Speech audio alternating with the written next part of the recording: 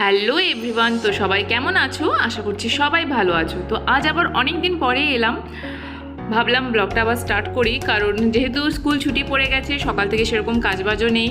তো মায়ের কাছেও এসেছি, তো আরোই কাজবাজ নেই। বাড়িতে থাকলে একটু হয়তো কাজবাজ থাকে, তো সেই জন্য ভাবলাম আবার ব্লগটা স্টার্ট করা যাক। অনেকদিন হয়নি, কারণ কি বলো তো, স্কুল তারপরে মেয়ে এসব নিয়ে পেরে উঠছিলাম না। যারা ব্লগ করো তারা হয়তো জানো যে এডিটিং করতে কতটা সময় লাগে। তো মেয়েটার শরীরটাও খারাপ ছিল, তাই মাঝখানে অনেকটা দিন করা হয়নি।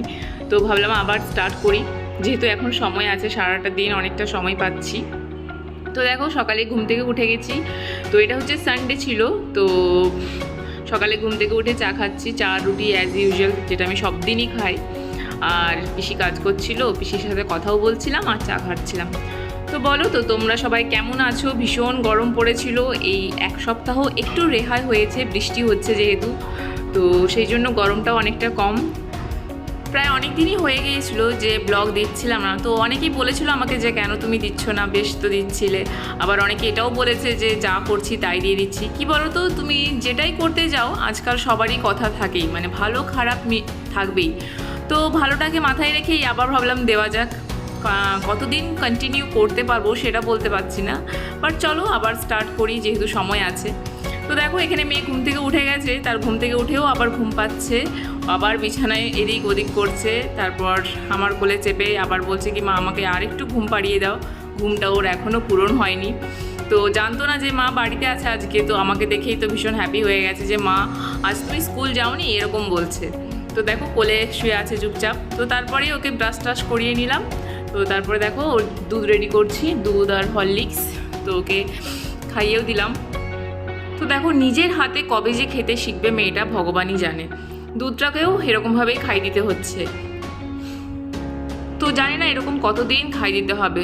একটু খেতে শিখে গেলে কি বলো তো, তুমি কোথাও নিয়ে গেলে এই ঝামেলাটা থাকবে না যে না জানি ও নিজে নিজে খেয়ে নেবে, সব কিছু খেতে পারবে। তো এখনও সেটা শেখেনি, কবে শিখবে ভগবানই জানে। তো তারপরে দেখো, খাওয়ানো হয়ে যাওয়ার পর আমি একটু পেপার পড়ছিলাম।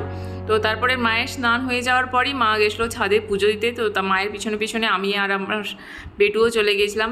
তো বেটু প্রায়ই আসে, সব দিনই আসে এখানে থাকলে।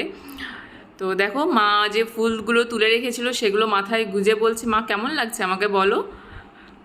কত রকম দুষ্টুমি সারাদিন দেখতে পারো আর কি। তো ফাইনালি মায়ের পুজোও হয়ে গেল। এই দেখো, এই হচ্ছে আমাদের ঠাকুর ঘর। তো ঠাকুর ঘরে এসেও তার নাচ হচ্ছে। তো ঠাকুর প্রসাদ খেলো কিনা যায় না, তার আগে প্রসাদ খাওয়া হয়ে গেছে। পুজো দেওয়ার সাথে সাথেই তার দিদাকে বলছে আমাকে প্রসাদ দাও। তো মায়ের পুজো হয়ে যাওয়ার পরই নিচে নেমে এলাম, ব্রেকফাস্টটা করে নিলাম, বেটুকেও খাইয়ে দিলাম। তো তারপর দেখো নিজে নিজেই খেলছিল, আয়নার দিকে তাকে কী সব বকছিল। তো তারপর বেটুকে স্নানও করে নিলাম, স্নান করে নিজেও পাউডার মেখেছে, তার দাদাকেও মাখিয়ে দিচ্ছে।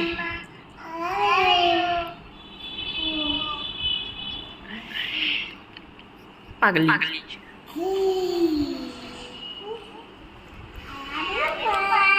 আই লাভ ইউ টু বেটু। তুমি খাও না, আমি খাবো না, তুমি খাও। তো আজ যেহেতু মাদার্স ডে ছিল, তো আমাকে উইশ করছিল, আমি শিখিয়ে দিয়েছিলাম। তো পৃথিবীর সব মায়েদের আমার তরফ থেকে হ্যাপি মাদার্স ডে। সবাই খুব ভালো থেকো, সুস্থ থেকো। তো বিকেলেই দেখো ননদের বাড়ি বেড়াতে এসেছিলাম, আজ যেহেতু সানডে ছিল। তো ননদ পিৎজা করে খাওয়ালো। অ্যাকচুয়ালি ওই বলছিল যে আমাকে পিৎজা করে খাওয়াও, বাট এক ফোটাও খাইনি, একটু খেয়েই দীপিসাইকে বলছে পচা বানিয়েছো। প্রথমে বলছিল বানিয়ে দাও, তারপরে খেয়েই বলছে পচা বানিয়েছো, এত বদমাস। তো আজ ভিডিওটা এখানেই শেষ করছি। যদি ভালো লেগে থাকে লাইক করো, অ্যান্ড কমেন্টে অবশ্যই জানিও যে কেমন হয়েছে, যেহেতু অনেক দিন পরে আবার স্টার্ট করছি। তো তোমরা সবাই ভালো থেকো, সুস্থ থেকো। আজ এতটুকুই, আবার নেক্সট ব্লগ নিয়ে দেখা হবে পরের দিন। বাই।